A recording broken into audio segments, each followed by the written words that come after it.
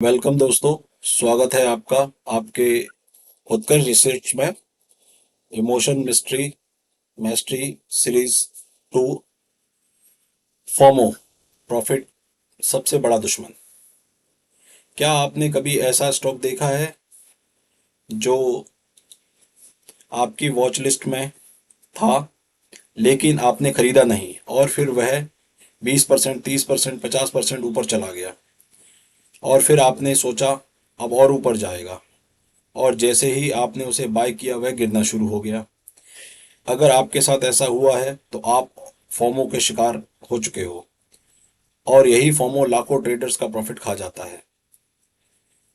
FOMO का मतलब क्या है? फोमो यानी मौका छूट जाने का डर, फियर ऑफ मिसिंग आउट। जब हमें लगता है सब लोग पैसा बना रहे हैं, सिर्फ मैं पीछे रह रहा हूं, तब हमारा दिमाग लॉजिक से नहीं इमोशन से डिसीजन लेने लगता है। और यहीं से गलती शुरू हो जाती है। प्रोफेशनल ट्रेडर सेटअप का इंतजार करते हैं लेकिन फोमो ट्रेडर प्राइस का पीछा करते हैं। आओ इस चीज को हम एक एक दो पास्ट एग्जांपल से समझने का प्रयास करते हैं। ये देखिए, जैसे कि वीबीएल का एक ये चार्ट है, मैं आपको इसमें दिखाता हूँ।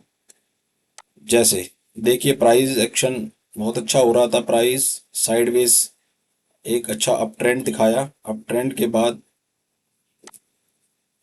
प्राइस एक अच्छा अप ट्रेंड जाने के बाद प्राइस ने एक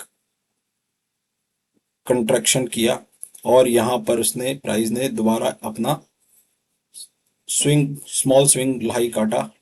इस ब्रेकआउट के आसपास हम यहाँ एंट्री लेते हैं और उसके बाद एक अच्छा मूव देखने को।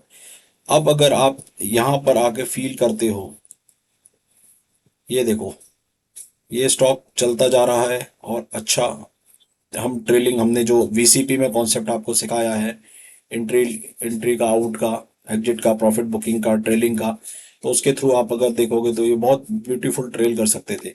बट अगर आप इस स्टेज पर आकर सोचते हो, अगर आपने ये मिस कर दिया, इस स्टेज पर आके सारे टीवी चैनल, सारे फाइनेंशियल इन्फ्लुएंसर यहाँ आके आपको कहने लगेंगे ये स्टॉक बहुत अच्छा है, ये यहाँ जाएगा, नए नए टारगेट आने लगेंगे।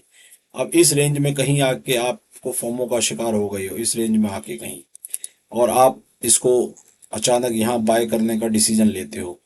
और फॉर एग्जांपल अगर आपने इसको यहाँ कहीं बाय कर लिया, इस रेंज के हिस्से में कहीं भी बाय करा आपने इसको, तो आप देखोगे कि उसके बाद ये स्टॉक थोड़ा बहुत साइडवेज और उसके बाद फिर एक डिक्लाइनिंग फेज में यह चल पड़ा और उसके बाद आप फोमो का शिकार हो गए और ये स्टॉक बिल्कुल नीचे जाता। इस तरह से ही अगर मैं इसको हम आपको अपने उस टूल से दिखाएं, ये देखो जैसे हमने इस स्टॉक को कैसे पकड़ा।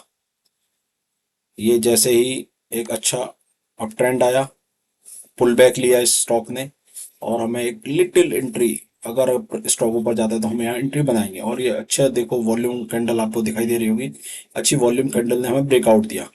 और मैंने आपको जैसा कि लास्ट वीडियो में भी, वीसीपी की लास्ट वीडियो में समझाया था कि अगर स्टॉक 10 ईएमए के ऊपर उड़ता रहे तो उसे आंख बंद करके ट्रेल करिए। तो हमने फिर बताया था अगर कोई स्टॉक 10 ईएमए के नीचे क्लोज कर देता है तो यहाँ 50% क्वांटिटी आप एग्जिट कर सकते थे, और अगर 20 ईएमए के नीचे जैसी क्लोज किया, हमने यहाँ पे अपना टीएसएल प्लॉट कर दिया, स्टॉक ने इसको काटा नहीं और देखो ये स्टॉक इसके बाद और ऊपर गया। फिर दोबारा इसने 20 ये ब्लू लाइन के नीचे क्लोज किया, हमने अपना टीएसएल यहाँ प्लॉट कर दिया और एसएल कट गया। तो आप देखो कि किस तरह से अच्छे स्टॉक विदाउट फोमो ट्रेड किए जाते हैं। आपने 388 से एंट्री बना के और आपने उसका एग्जिट किया तकरीबन 550 के आसपास, which is equivalent to 200 170 rupees. You understand how much profit? So इस तरह से विदाउट फोमो अब आपने इस रैली को मिस करा और आप यहाँ आके कूदे, और यहाँ आके कूदे तो आपने देखा इसका क्या हाल हो गया। इस तरह से ही आप बेल में भी एग्जांपल सारे आपको दिखाई दे सकते हैं जो सब हुआ। ये बेल आप देखोगे, केन्स में भी सेम ऐसे ही हुए हैं। सो हम अपने तो बात हमारी चल रही थी कि फियर ऑफ मिसिंग आउट। तो इस चार्ट में आपने यहाँ देखा कि किस तरह से यहाँ बेस बना थे और वीसीपी के थ्रू आपने ट्रेड लिया, और प्रोफेशनल ट्रेडर यहाँ से कैसे एंट्री लेते हैं, और आप लोगों ने देखा कि कैसे वो ट्रेड फिर अच्छे मूव करते हैं। वे इस समय पर स्टॉक को इग्नोर करते हैं जनरली, आपने मैंने बताया जैसे वीबीएल में। तो क्योंकि तब स्टॉक न्यूज में नहीं होता, सोशल मीडिया पर उसकी चर्चा नहीं हो रही होती, कोई एक्साइटमेंट नहीं होता। और फिर मैंने जब आपको बताया कहाँ से वीबीएल के एग्जांपल में, कि वहाँ से ब्रेकआउट जब डिक्लाइनिंग मोड में वो चला गया, और टेलीग्राम ट्विटर और सब जगह उसके आने लग जाता है, और आप वहाँ पर फोमो का शिकार होकर कूद जाते हो। चेज एंट्री, यहाँ ट्रेडर सोचता है अगर अभी नहीं खरीदा तो मौका निकल जाएगा, और वह ब्रेकआउट के काफ़ी ऊपर एंट्री ले लेता है। यही यही कहलाता है चेजिंग द स्टॉक। समस्या यह है कि रिस्क बढ़ चुका है, रिवॉर्ड घट चुका है, लेकिन इमोशन बढ़ चुका है। पेनफुल रिजल्ट, अब मार्केट वही करता है जो अक्सर करता है, स्टॉक थोड़ा सा पुल बैक देता है और नॉर्मल करेक्शन आती है, लेकिन लेट एंट्री ट्रेडर के लिए वह करेक्शन लॉस बन जाती है। अब वही ट्रेडर डर डर जाता है, लॉस बुक करता है, और स्टॉक बाद में फिर ऊपर चला जाता है। यानी wrong entry, wrong emotion, wrong result. बड़े traders, market wizard like Mark Minervini, जिनका ये VCP concept, episodic pivot concept, cockroach theory, ये बहुत अच्छे कॉन्सेप्ट है जिसको हम आपको आगे आके सिखाएंगे भी। वे कहते हैं, मार्क विनरविनी कहते हैं कि never chase a stock. Professional trader जानते हैं कि हर दिन नया मार्केट अवसर देने वाला है, नई अपॉर्चुनिटी देने वाला है। एक ट्रेड छूट गया तो दूसरा मिलेगा, लेकिन कैपिटल को खोने से बचाना है।